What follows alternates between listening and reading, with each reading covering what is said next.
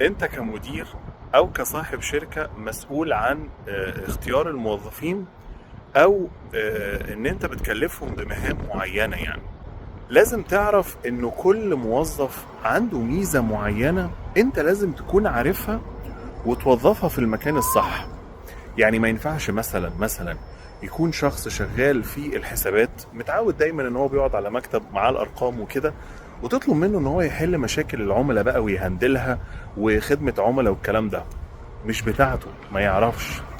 او ان يكون عندك شخص بيعرف يتكلم كويس قوي وبيعرف يرتب افكاره ويعرض مشروع او يعرض فكرة. شخص كده عنده مهارات اللي هي العرض والالقاء، وتطلب منه ان هو يعمل لك اعمال مكتبية انت دفنته. شخص تاني بيتوتر او ما بيعرفش يتكلم قدام الناس، او يعني ما عندوش الحتة دي قوي لان دي مهارة يعني. فانت تقوم تخليه ان هو يحتك بالناس، او ان هو يقدم عرض معين، او يتكلم قدام مجموعة من الناس، او يشتغل في مجال السيلز او العلاقات العامة. مش بتاعته، مش دي مكانه، ولا دي مهارة اللي هو يقدر ان انت تستفيد منه فيها. عشان كده انت مطالب منك ان انت تستفيد وتعرف اول حاجة، تعرف مهارة وكل ميزة عند كل موظف عندك.